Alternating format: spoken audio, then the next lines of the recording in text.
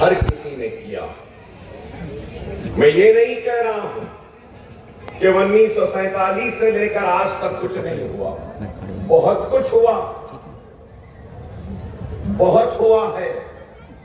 लेकिन मेरा एक सवाल ये भी है कि आज ये मुल्क जिन हालात से दो चार है, तो क्या इन हालात का मुकाबला किस तरीके से किया जाना चाहिए? अगर मैं हालात की बात करता हूं तो इस मुल्क का इस वक्त का सबसे बड़ा अगर कोई मसला है तो वो बेरोजगारी का है। क्या है या नहीं बताइए? इस मुल्क का दूसरा अगर कोई मसला है तो महंगाई का है। क्या है या नहीं? इस मुल्क का तीसरा अगर कोई मसला है तो किसानों की खुदकशी का है कि 10 साल में महाराष्ट्र के 20,000 किसानों ने खुदकशी की। इस मुल्क का चौथा अगर सबसे बड़ा मसला है तो हमारी मईशत को, हमारी इकोनॉमी को सुधार। पांचवा अगर सबसे बड़ा मसला है तो फलों के तहफ्फुज का मसला है। आज आपको सुनकर हैरत होगी कि हर 15 मिनट में एक औरत का रेप होता है। हिंदुस्तान में हर 15 मिनट में रेप होता है। यह चीखने चिल्लाने की बात नहीं है, बड़ी शर्म की बात है। वो जिसका रेप हो रहा है वो किसी की मां है, किसी की बहन है, किसी की बेटी है, किसी की बीवी है, हिंदुस्तानी बेटी है, हिंदुस्तान की मां है, हिंदुस्तानी की बहन है। यह भी एक मसला है। हर बात को मजाक में न लो, यह सबसे बड़ा मसला है। हिंदुस्तान के ये मसाइल हैं। हिंदुस्तान के अगर और एक सबसे बड़ा मसला है जिस पर कोई बात नहीं करता, लेकिन मैं करता हूं आज, सबसे बड़ा मसला है तो माइग्रेशन का मसला है। माइग्रेशन अंग्रेजी में माइग्रेशन का तर्जुमा करूं तो उर्दू में क्या है? लोग जो एक मुकाम से दूसरे मुकाम को हिजरत करते हैं, ये एक मसला। क्या इस मजमे में यूपी के रहने वाले नहीं हैं, बिहार के रहने वाले नहीं हैं, जिनके आबा व अजदाद कहीं थे? आप बताओ, अगर मुझे नौकरी, रोजी रोटी, इत्मीनान, सुकून, खुशहाली, तरक्की अगर मुझे मेरे गांव में मिल जाती तो मैं शहर का रुख क्यों करता? क्या यह बात सही है या गलत है? बताओ आप। हर किसी को अपना गांव प्यारा है, हर किसी को वो अपने गांव की लहलाती हुई खेतियां प्यारी हैं, हर किसी को अपने गांव की वो खुशबू प्यारी है, हर किसी को वो अपने गांव का सुकून प्यारा है, अपने गांव की मोहब्बत प्यारी है। अगर रोजी मिल जाती, रोटी मिल जाती, सुकून मिल जाता, इत्मीनान हो जाता तो कोई क्यों अपने आबा व अजदाद के गांव की मिट्टी को छोड़कर शहरों का रुख करता? यह भी एक मसला।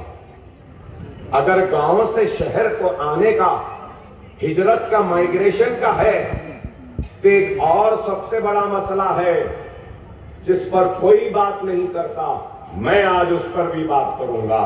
वो ये है कि हर पढ़ा लिखा काबिल सॉफ्टवेयर इंजीनियर, बेहतरीन डॉक्टर, बेहतरीन आर्किटेक्ट, बेहतरीन आर्टिफिशियल इंटेलिजेंस का एक्सपर्ट, बेहतरीन इकोनॉमिस्ट, बेहतरीन पीएचडी डॉक्टर आज हिंदुस्तान को छोड़कर अमेरिका जाता है, यूरोप जाता है, यूके जाता है। आपने गूगल, आपके फोन पे गूगल रहता है शायद ना गूगल, मालूम ना आप लोगों को? मालूम ना गूगल का हेड ऑफिस कहां है? अमेरिका में। और गूगल का हेड और गूगल के जिम्मेदार कुर्सियों पे कौन है? हिंदुस्तानी है। हमको नाज है उन पर, फख्र है उन पर।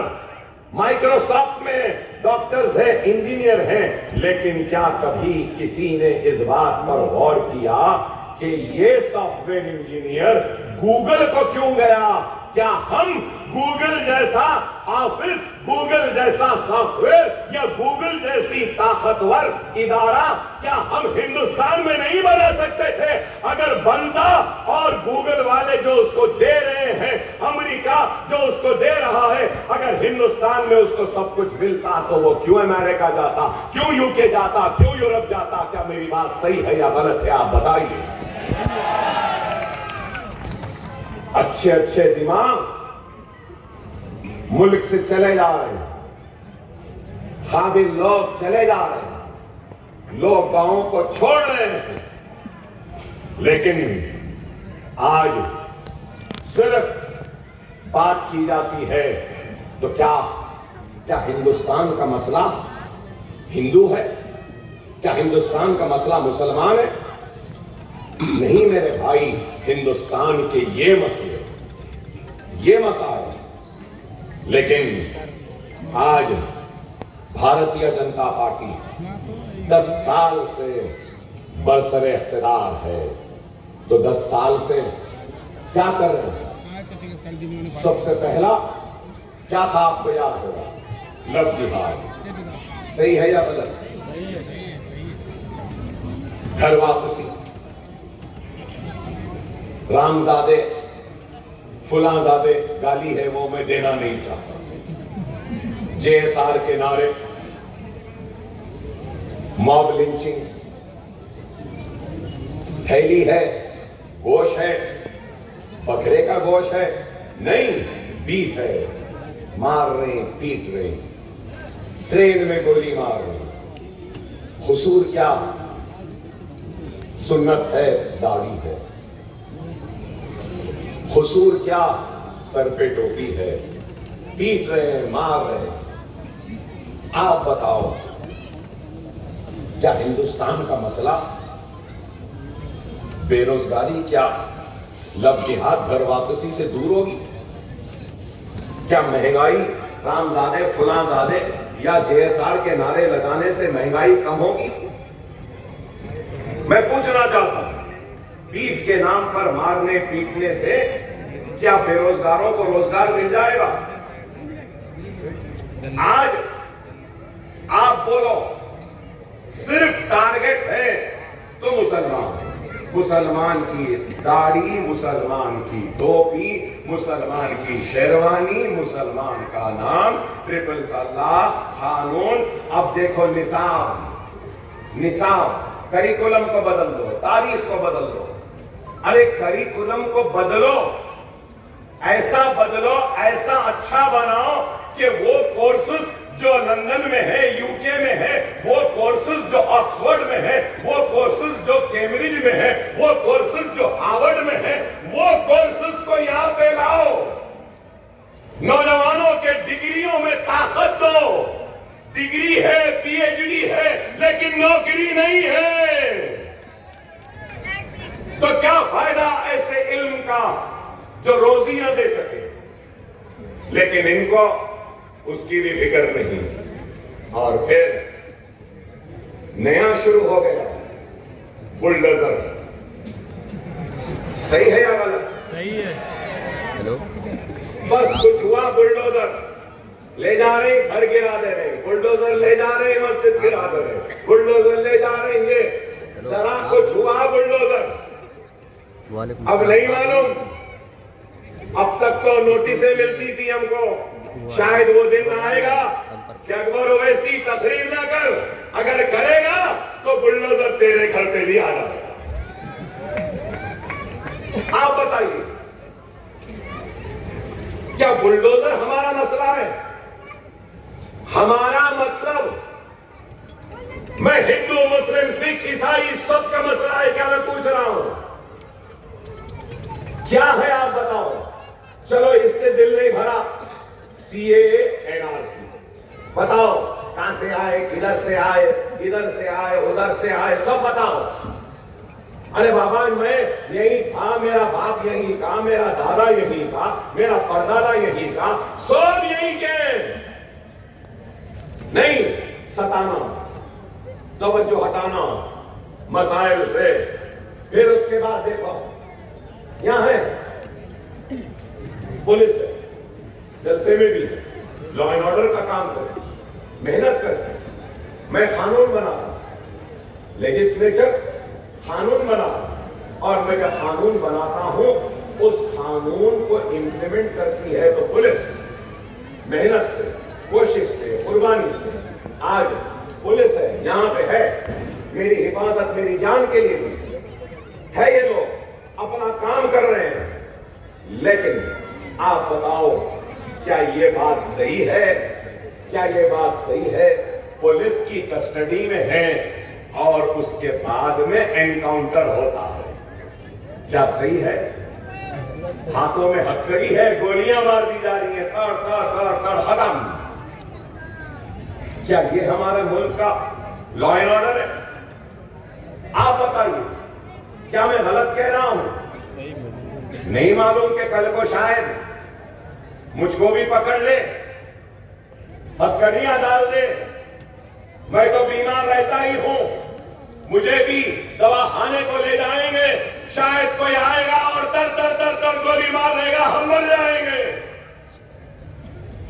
अरे मैं पूछना चाहता हूं, क्या हिंदुस्तानी की जान जान नहीं है? बुलडोजर हो या पुलिस का एनकाउंटर हो, अरे अगर मैंने गुनाह किया, किसी और ने गुनाह किया, तो आप उसको अरेस्ट करो, आप उसको पकड़ो, आप उसको जेल में डालो, आप कानूनी कार्रवाई करो, पूरे सबूत इकट्ठा करो, गुनहगार के सबूतों को पेश करो, मुकदमा अदालत में जाएगा और अदालत की उस जज के कुर्सी पर बैठे हमारे जज साहब फैसला करेंगे कि ये कसूरवार है या बेकसूर है। लेकिन ऐसा मामला हो गया है, ना कोर्ट है, ना जज साहब है, ना फैसला है, बस पुलिस ही सब कुछ कर रही है, हुकूमत ही सब कुछ कर रही है, बुलडोजर चला गया। क्या हुआ? 3 दिन पहले सुप्रीम कोर्ट ने क्या कहा? सुप्रीम कोर्ट ने कहा कि बुलडोजर के जरिए किसी के घर को नहीं गिरा सकते। 15 दिन की नोटिस लो, अगर गलत है तो जब कार्रवाई करो, वीडियोग्राफी करो, कोर्ट को इत्तला दो। आप बताइए, क्या हुक्मरानों का काम हुकूमत करने का है? पुलिस का काम लॉ इन्फोर्समेंट का है? मैं लॉ मेकर, लॉ मेक करना मेरा काम है, और जजों का काम है, कोर्ट्स का काम है कि वो कसूरवार को सजा दे, बेकसूर को रिहा। क्या ये हो रहा है? कानून का इत्तलाफ हमारे पे ही। अब आप बताइए, यहां बैठे हैं बुजुर्ग, कई बुजुर्ग हैं, आपको मालूम होगा इनाम एबॉलिशन एक्ट आया था नहीं, जागीर एबॉलिशन एक्ट आया था, अर्बन लैंड सीलिंग एक्ट आया था, एग्रीकल्चरल लैंड सीलिंग एक्ट आया था। इंदिरा गांधी लाई थी। क्यों लाई थी? इसलिए लाई थी कि बड़े बड़े जमींदारों के पास 100 हजारों एकड़ थी, तो उनके पास से जमीन ले लेना। अफराद खानदान कितने हैं उनको गिनकर, कुछ कानून है मुझे सही याद नहीं, 2-2, 3-3 एकड़ छोड़ के मां बाकी जमीन हुकूमत ने एक्वायर कर ली थी, कि इसलिए कि बेजमीन हिंदुस्तानियों को वो जमीन दी जाए। क्या मिली? किसी गरीब को पट्टा मिला? किसी गरीब को 1 इंच जमीन मिली? नहीं, मल्टीनेशनल कंपनीज को मिली। और अब तो मोदी साहब अदानी को देते जा रहे हैं, देते जा रहे हैं, देते जा रहे हैं। ले वो ये पोर्ट अदानी, ये एयरपोर्ट अदानी, ये बिल्डिंग अदानी, धारावी रीबिल्डिंग अदानी, ये अदानी, वो अदानी, शरद पवार और बीजेपी को बिठा के बात करवा रहे हैं तो वो भी अडानी। अब अगर मैं ये बात कह रहा हूं तो यहां बहुत लोग मेरी वीडियो ले रहे हैं, इसमें कोई भड़काऊ बात है क्या? मैं भड़का रहा हूं क्या? लड़ा रहा हूं या लॉ एंड ऑर्डर का मसला पैदा कर रहा हूं? अरे मैं हिंदुस्तानी हूं, मैं भारतीय हूं, मैं इंडियन हूं, मुझे नाज है मेरे मुल्क हिंदुस्तान पर। साथ ही साथ मैं मुसलमान हूं और मेरा कलमा ला इल्लल्लाह मुहम्मदुर रसूलुल्लाह है। मुझे हिंदुस्तानी होने पर तो मुसलमान फख्र है, फख्र है कि मैं मोहम्मद मुस्तफा सल्लल्लाहु अलैहि वसल्लम का उम्मती हूं। मुझे फख्र है, मेरे आका ने मुझे नफरत करना नहीं सिखाया। मोहम्मद रसूलुल्लाह सल्लल्लाहु अलैहि वसल्लम की अगर कोई तालीम है तो वो मोहब्बत है, दिलों को जीतने की। रोजाना एक औरत कचरा फेंकती थी, एक दिन नहीं फेंकी तो मेरे आका ने मालूम करवाया कि क्यों कचरा नहीं फेंकी, तो पता चला कि वो बीमार है। तो फौरन उसके घर को चले गए, उसकी इयादत करी और पूछे कि तुम आज कचरा नहीं डाले मेरे रास्ते में, तो इसलिए तुम्हारे घर को आया, तुम्हारी पता चला कि तुम बीमार हो, तो कैसी है तबीयत तुम्हारी? तो उस गैर मुस्लिम ने ला इलाहा इल्लल्लाह मुहम्मदुर रसूलुल्लाह कलमा पढ़ा। रसूलुल्लाह के इस चीज को देखकर मैं उनका मानने वाला। आज आप बताइए, common civil code, uniform civil code, शरीयत को खत्म कर देंगे, वक्फ एक्ट, वक्फ की जमीन को ले लेंगे। यहां भी कई है वक्फ के, दरगाह है ना आज़द की, दरगाह है आज़द की। अब क्या है जो मिस्टर मोदी जो कानून लाए हैं, उस कानून के हिसाब से दरगाह वालों को बताना है कि ये दरगाह है। तो पहले वक्फ कानून में क्या था? यूजर, वक्फ बाय यूजर, मतलब अगर दरगाह में कोई जा रहा है, फूल चढ़ा रहा है, मस्जिद में कोई जा रहा है, नमाज पढ़ रहा है, तो वो नमाज और दरगाह के हिसाब से इस्तेमाल हो रही है, तो इस वजह से वो वक्फ हो जाती है। एंडोमेंट में अगर कोई मंदिर है, वहां पे हिंदू भाई पूजा कर रहे हैं, तो वो पूजा की वजह से एंडोमेंट व यूजर हो जाती है। एंडोमेंट मतलब हिंदू एंडोमेंट। मगर आज हिंदू एंडोमेंट में यूजर रख रहे हैं, हिंदू एंडोमेंट व यूजर है, वाई वर्शिपर है, लेकिन वक्त में नहीं। कागज लाके बताना, रजिस्टर्ड डॉक्यूमेंट बताना, वो बताना, ये बताना, जैसा सीए एनआरसी में बोले ना, ये लाओ, वो लाओ, वो लाओ, ये लाओ, वैसे ही सब लाना। अगर नहीं लाए तो नहीं है। अच्छा, अगर पूरे कागजात है भी आपके पास तो क्या है मालूम? अगर कोई रास्ता चलने वाला बोल दे कि ये हजरत की दरगाह नहीं है, ये मस्जिद नहीं है, ये मस्जिद नहीं होती है, और ये दरगाह की जमीन नहीं, ये मस्जिद की जमीन नहीं है, बोल के कागज पे लिख के दे दिया, कंप्लेन कर दिया। जैसा पुलिस वालों के पास एफआईआर होता है ना, एफआईआर जाके ऐसा कंप्लेन दिए, एफआईआर में जो हुआ लिख दिए। अब कोई जाके अगर कंप्लेन दिया कि ये जमीन दरगाह की नहीं, उसकी नहीं, तो फौरन कलेक्टर साहब उस जमीन को डिस्प्यूट बोल देंगे, मुतनाज़े बोल देंगे, और उस जमीन पर नमाज पढ़ने की इजाजत नहीं देंगे जब तक कि इसका फैसला नहीं हो। क्या ये इंसाफ है? आप बोलो, बताओ। शरीयत को खात्मे के लिए यूनिफॉर्म सिविल कोड। अरे भाई मैं कह रहा हूं यूनिफॉर्म मतलब सबसे बराबर।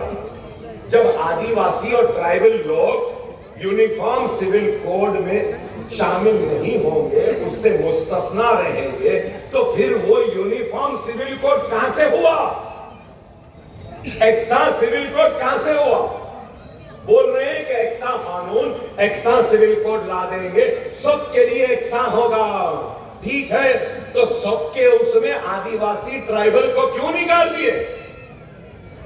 सबको रखना था।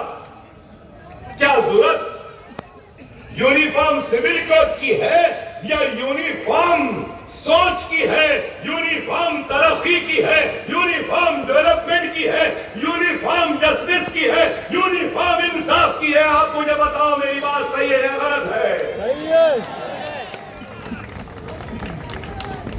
यूनिफॉर्म सिविल कोड की बात कर रहे हो?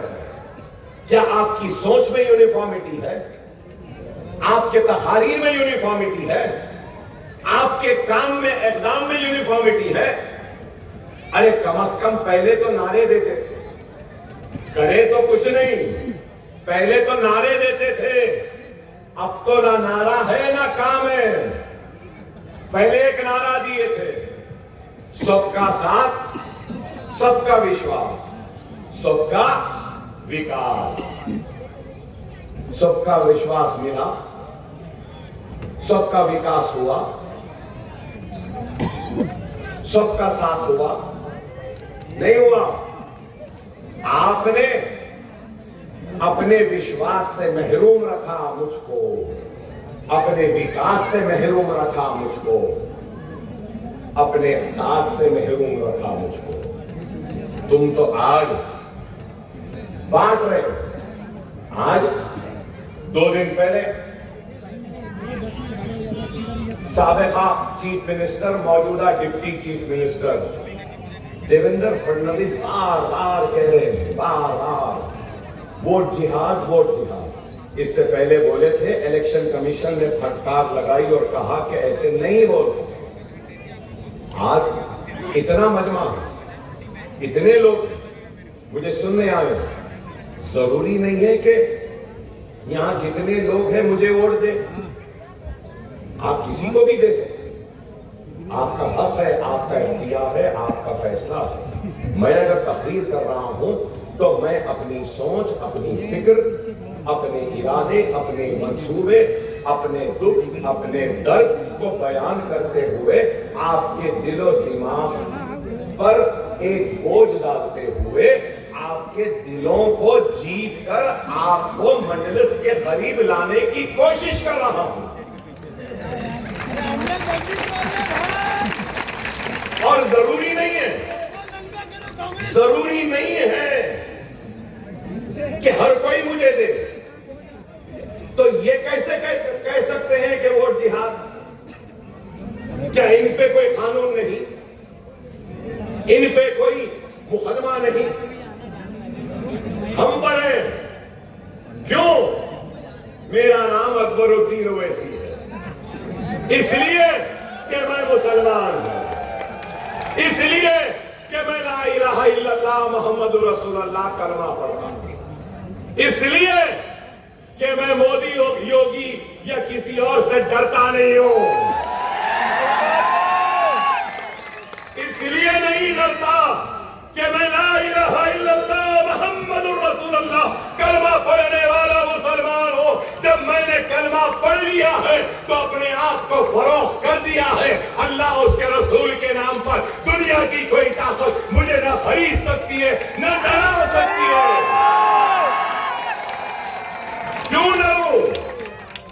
अरे मरना तो बड़ा है, किसी को आगे किसी को पीछे मरना है।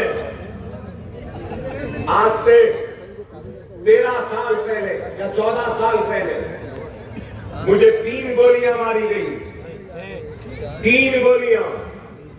ये पेट में 40 मरतबा मारा गया, ये हाथ पे 20 मरतबा, मेरे गुर्दे को गोली लगी, मेरे पित्ते को लगी, मेरे अंकड़ियां फट गए। मेरे पास सिर्फ यहां से यहां तक अंत नहीं, अंतड़ियां हैं, अंतड़ियां नहीं है। लोगों ने कहा कि ये तो मर गया। मेरी मौत उस दिन मुकर्रर नहीं थी, इस वास्ते 3 गोलियां, तलवार, चाकू, कुड़ाड़ी, सत्तूर भी मुझे मार नहीं सकी। नहीं गिनो। हर रोज सोचता हूं न जाने वो क्या काम है जो अल्लाह मुझसे लेना चाहता है, जो मुझे हयात है। अगर आज सोचूं तो यही समझ में आता है कि शायद भिवंडी के मेरे प्यारे भाइयों से मिलना था, मुलाकात करना था, और आज के दिन आपसे खिताब करना था। शायद इसलिए जिंदा, शायद इसलिए जिंदा। अल्लाह के फैसले अल्लाह जाने। मगर मेरे भाई, मैं जो बात कर रहा हूं, क्या ये बात सही है? मैं जानता हूं कई लोग अकबरुद्दीन अवैसी की तकरीर सुनने आए हैं,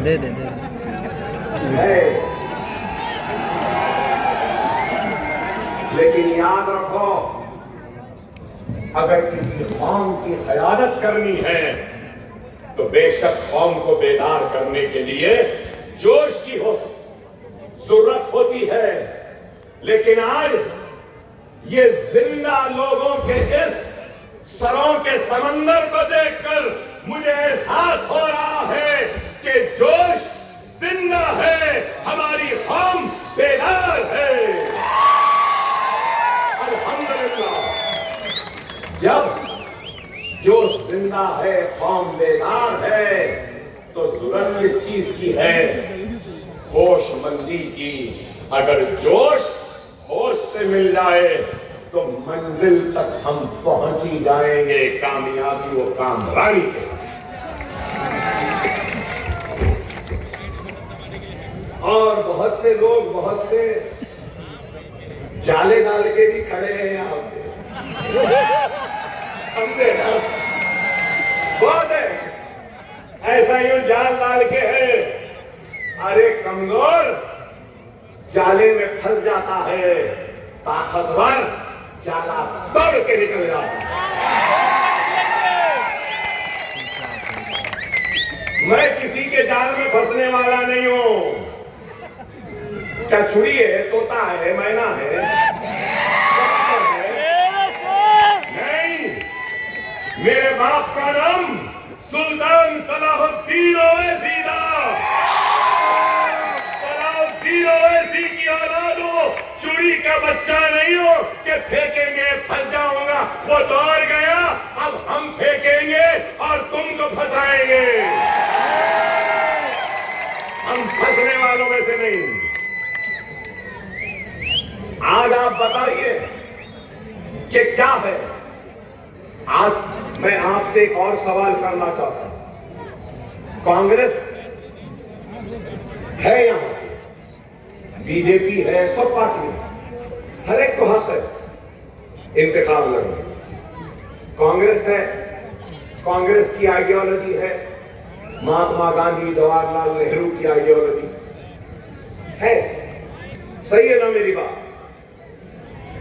चलिए, अब उसके बाद में भारतीय जनता पार्टी है, उनकी भी एक आइडियोलॉजी। उनकी आइडियोलॉजी क्या है? उनके हीरो कौन है? वीर सावरकर। वीर सावरकर उनके हीरो। उनके हीरो गोलवालकर, उनके हीरो श्यामा प्रसाद मुखर्जी है। मुझे कोई एतराज नहीं, हर एक का इख्तियार। अब आप देखेंगे सोशलिस्ट पार्टी भी है, उनकी आइडियोलॉजी सोशलिज्म। कम्युनिस्ट है, यहां पढ़े लिखे लोग हैं, कम्युनिस्ट है, कार्ल मार्क्स को मानते हैं वो लोग, सही है ना? मार्क्सिज्म को मानते हैं। वैसे ही हर एक की अपनी अपनी है, हर एक की अपनी अपनी। वैसे ही हिंदुस्तान में हर एक की जमात है। बहुजन समाज उनकी एक पार्टी, यादव है उनकी एक पार्टी, हर एक की रेड्डी है उनकी पार्टी, राव है उनकी पार्टी, पाटिल है उनकी पार्टी, लिंगायत है उनकी पार्टी, सबकी पार्टी है। सब हिंदुस्तान के सियासी शोरगुल में बहुत सी आवाजें हैं, सबकी आवाजें हैं, लेकिन बताओ दिल पे हाथ रखकर मेरे प्यारे भाइयों, क्या तुम्हारी आवाज सिर्फ मजलिस है या नहीं है? बताओ, है या नहीं? अच्छी होंगी, बुरी होंगी, छोटी होंगी, कमजोर होंगी, कुछ भी होंगी, कम से कम आवाज तो है ना, उठती तो है ना, पुकारती तो है ना, चीखती तो है ना। और कोई है? कोई नहीं है। है तो बताओ, है तो बता दो, मैं चला जाऊंगा। अपना ओहदा, अपनी शेरवानी, अपना जज्बा, अपना जुनून, अपनी ताकत, अपनी दौलत, अपना नाम, सब कुछ उसके हवाले करके चला जाओ।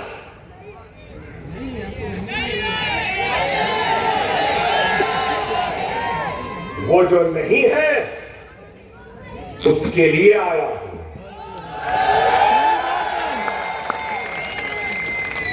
अब लोग सवाल करेंगे, राम मनोहर लोहिया की आइडियोलॉजी है, श्यामा प्रसाद मुखर्जी की आइडियोलॉजी है, गांधी की आइडियोलॉजी है, कम्युनिस्ट की आइडियोलॉजी है, सोशलिस्टों की आइडियोलॉजी है, गांधीयों की आइडियोलॉजी है। अकबर ओवैसी साहब, आपके हीरो, आपकी आइडियोलॉजी क्या? पूछेंगे ना, पूछेंगे ना। देखो भाई, कोई भगवान रामचंद्र जी को मानता है, कोई गुरु नानक को अपना हीरो मानता है, उनको मानता है, कोई ईसा मसीह को अपना हीरो, उनको मानता है, तो कोई भगवान राम को मानते हैं। तो मेरी आइडियोलॉजी, मेरे हीरो कौन है मालूम? मोहम्मद मुस्तफा सल्लल्लाहु अलैहि वसल्लम मेरे हीरो हैं। और मेरी आइडियोलॉजी, मेरे रसूल की तालीम, मोहब्बत बांटो, मोहब्बत के जरिए सबको करीब लाओ। पड़ोसी भूखा है लेकिन गैर मुस्लिम है तो पहले उसके भूख को मिटाओ। अगर कोई यतीम है तो सर पर हाथ रखो। मेरे आका की तालीम है कि बेवा की मदद करो। मेरे आका और मेरे मोहम्मद रसूलुल्लाह की तालीम है, और जिस शरीयत को तुम खत्म करना चाहते हो उस शरीयत में भी है कि जिस मुल्क ने तुमको रोजी दी, रोटी दी, तुम्हें इज्जत दी, तुम उस मुल्क की मिट्टी से वफादारी भी करना। ये मेरे आका की तालीम है।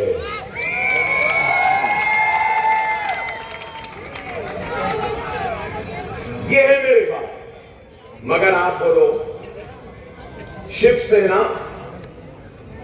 के दो टुकड़े हो गए, उद्धव सेना, शिंदे सेना। एनसीपी के दो टुकड़े हो गए ना? एक पवार, शरद पवार, एक अजित पवार। शरद पवार, अजित पवार, शिंदे सेना, उद्धव सेना, कांग्रेस, बीजेपी। सब आ सकते हैं, सब इलेक्शन लड़ सकते हैं। नहीं लड़ सकते तो ओवैसी